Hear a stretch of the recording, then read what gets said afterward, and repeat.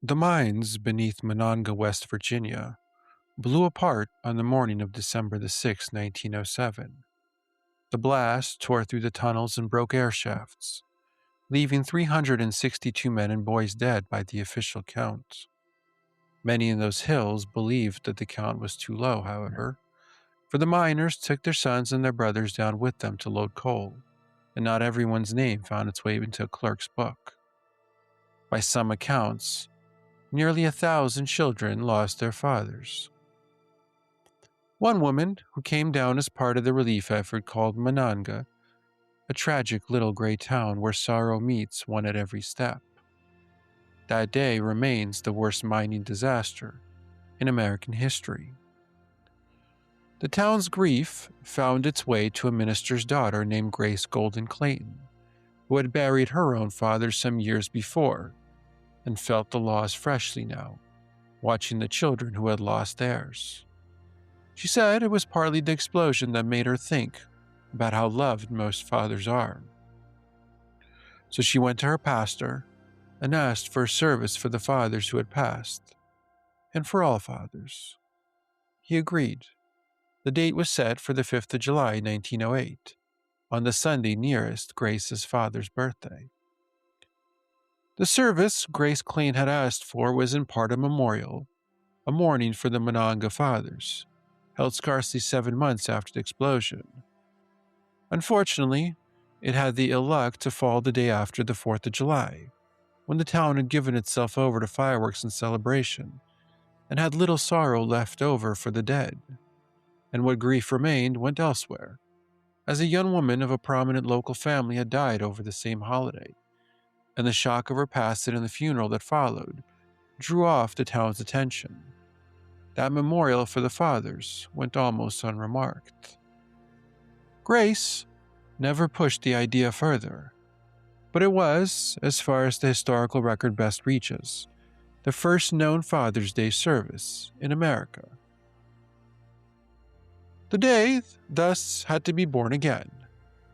And in the spring of 1909, a woman named Sonora Smart Dodd sat in a Spokane, Washington church and heard a sermon for Mother's Day, for the custom was new then and spreading through the churches.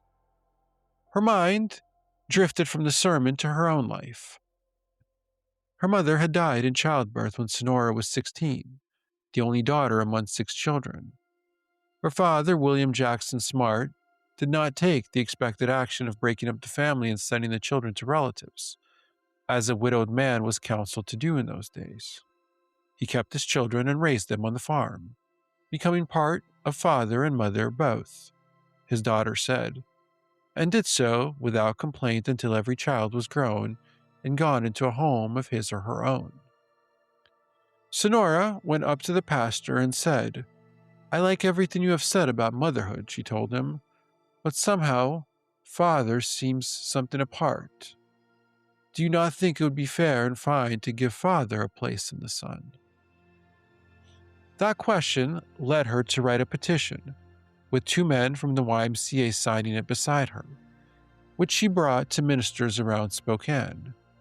She wanted the 5th of June, which was her father's birthday, but the preachers needed time to prepare their sermons, so they set it for the 3rd Sunday of the month.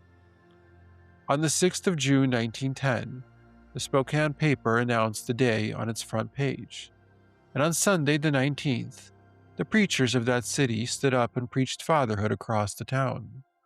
The people wore roses, red for the fathers still living and white for the fathers who had passed.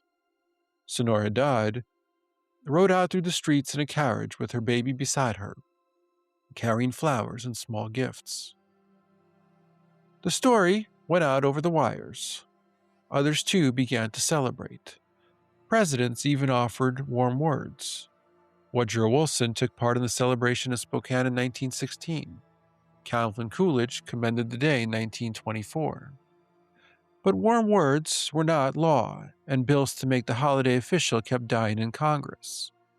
In 1957, Senator Margaret Chase Smith wrote, "Either we honor both our parents, mother and father, or let us desist from honoring either one. But to single out just one of our 2 parents and omit the other is the most grievous insult imaginable." Still, no bill passed. Congress finally approved the day in 1966, but only for that 1 year and leaving Lyndon Johnson to proclaim it. In 1972, Richard Nixon signed it into law, 62 years after the celebration in Spokane. So now our smart Dodd lived to see it all. She died in 1978 at 96 years old.